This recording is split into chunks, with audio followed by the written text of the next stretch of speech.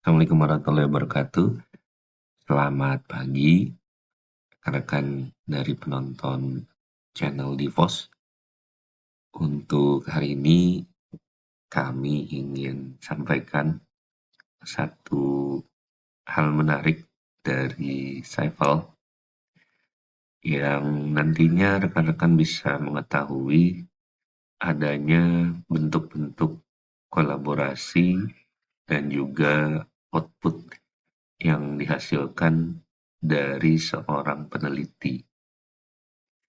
Di dalam Saiful, kita bisa melihat beberapa grafik statistik yang nanti menghasilkan hasil dari setiap publikasi, kolaborasi, serta output-output yang dihasilkan para peneliti di dalam publikasi di Scopus.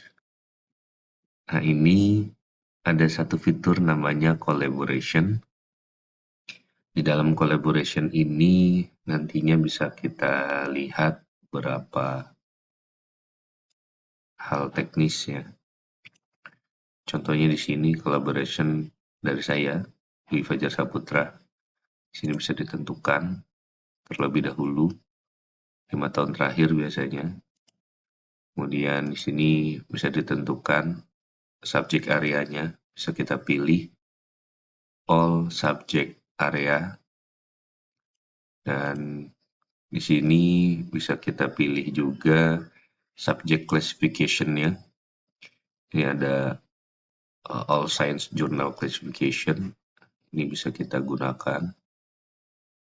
Use in Scopus, this is the default theme in Saiful, dan kita juga bisa menggunakan beberapa ya dari Word, dari QS, dari THE.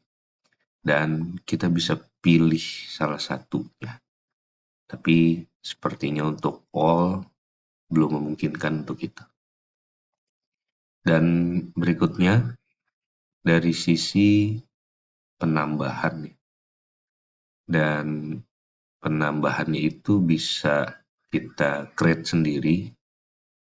Peneliti mana yang mau kita lakukan proses melihat beragam statistiknya ataupun output-output yang mereka hasilkan.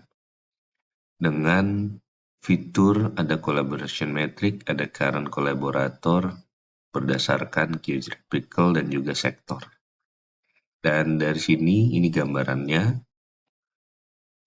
Untuk yang national collaboration dari total hanya menghasilkan 4 atau 5 dokumen di sini dari apa yang saya terbitkan di 2018 sampai 2023. Dan dari sini ini ada publication share di sini untuk memastikan apakah sudah dilakukan proses diseminasi.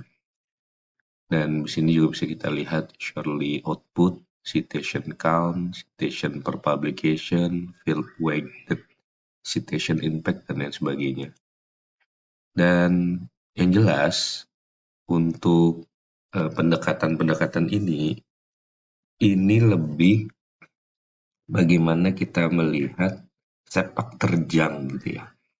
Sepak terjang dari seorang peneliti yang nantinya bisa kita entah rekomendasikan atau kita libatkan untuk riset kita, atau kita ajak untuk kerjasama dalam hal sebagai editor jurnal misalnya, ataupun reviewer dari jurnal. Nah, itu yang nantinya memungkinkan. Khusus untuk pustakawan, dari sini juga kita bisa mengetahui beragam hasil ya dari semua aspek sepertinya yang memang berkaitan sama kolaborasi dalam hasil yang didapatkan atau portfolio para dosen yang ada di kampusnya. Ataupun bisa juga para peneliti nanti, bagi rekan-rekan perpustakaan khusus yang nantinya bisa kita lihat lebih eh, jelas kembali beragam hasil-hasil yang didapatkan oleh yang bersangkutan. Dan dari sini bisa kita tambahkan juga, ini ada keterangan create, kemudian di sini ada define-nya, dan bisa kita tambahkan. Misalnya saya coba rekan saya Mbak Puji, Eliza Puji, ini dari instansinya sama, universitas.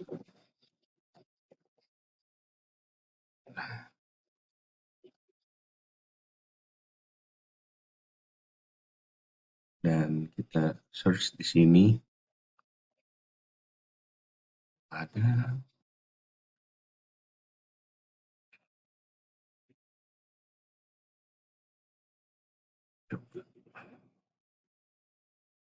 harusnya sih ada deh.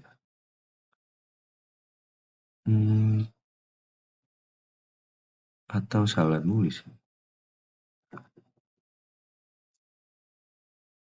gabung,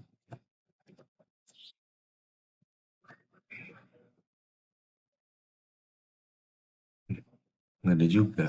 Coba kita cari di Scopus dulu namanya beliau.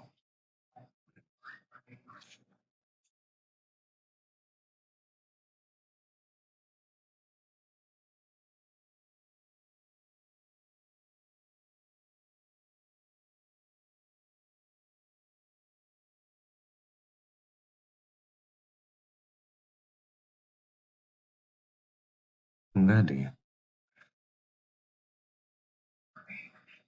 Ada kesalahan. Sebentar.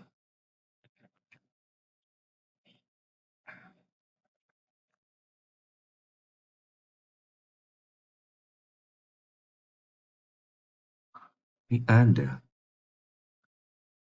Scopusnya juga ada. Hmm.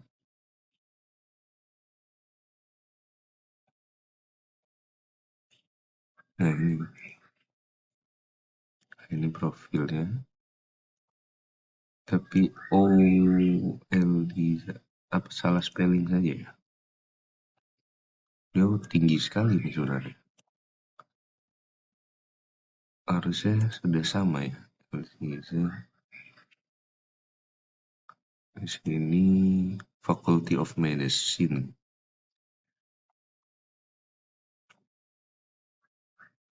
Sepertinya ada miss di bagian afiliasinya. Coba kita ganti sama rekan saya yang lain, Ibu Andri.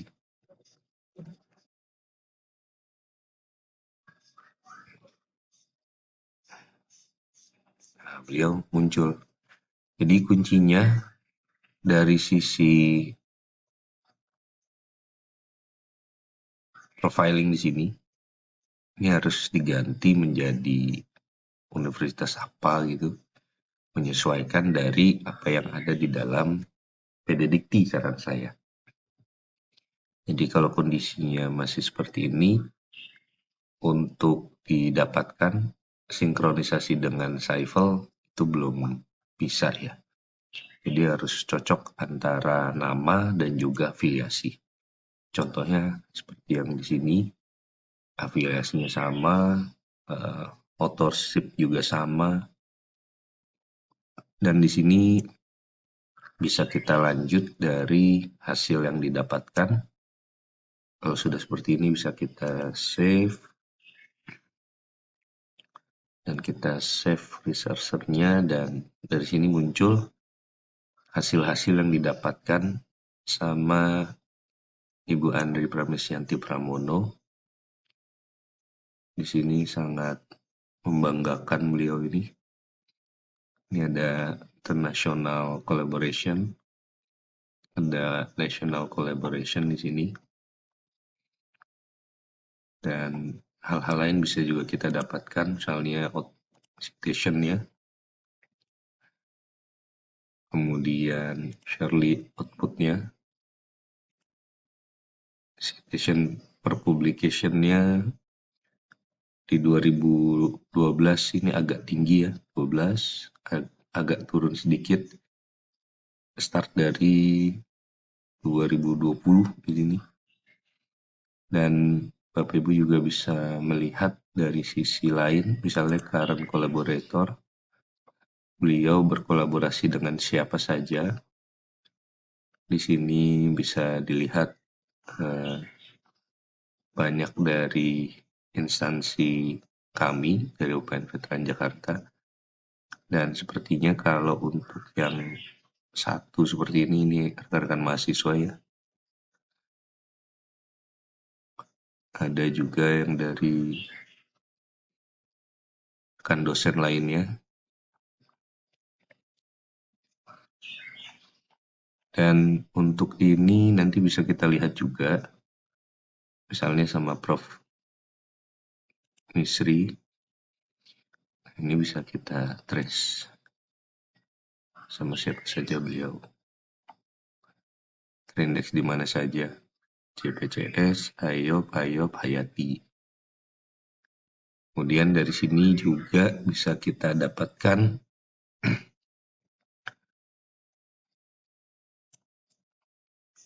misalnya kita ambil salah satu ya, dengan memanfaatkan QS misalnya. Nah, hasil yang didapatkan seperti ini. Jadi berdasarkan QS itu, setahu kami, jurnal-jurnal ataupun luaran publikasinya memang harus yang memiliki peringkat ataupun ranking yang prestis ya.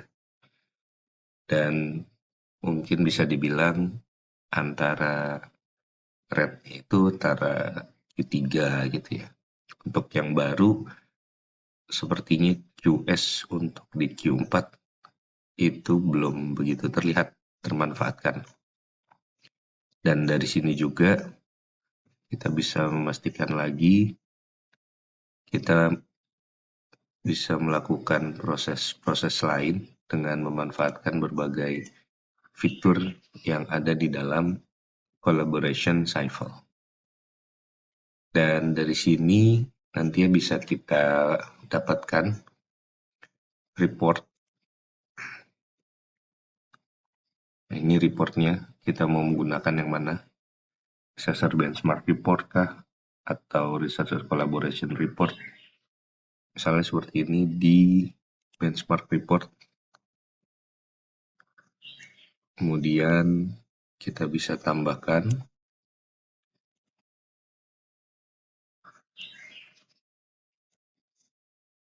dan kita bisa pilih nanti siapa researchernya. Nah, ini sudah ada di drag 1 ya. Kemudian bisa kita lanjut dan kita create reportnya. Kemudian bisa kita lihat seperti ini. Nah, ini nanti bisa kita embed dengan beberapa fitur ini.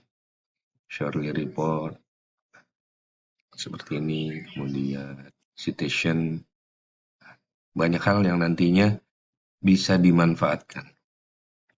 Dan ini pastinya juga semakin bisa terlihat ya kontribusi dan juga persaingan para dosen ataupun peneliti dari kampus kita untuk di skala internasional itu sudah sejauh mana.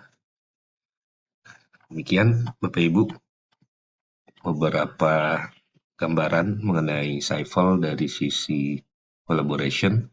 Semoga bermanfaat dan jangan lupa buat di subscribe dan juga disebarluaskan informasi dan video ini supaya bisa kita berikan kembali video yang lebih bermanfaat. Demikian dari kami. Assalamualaikum warahmatullahi wabarakatuh.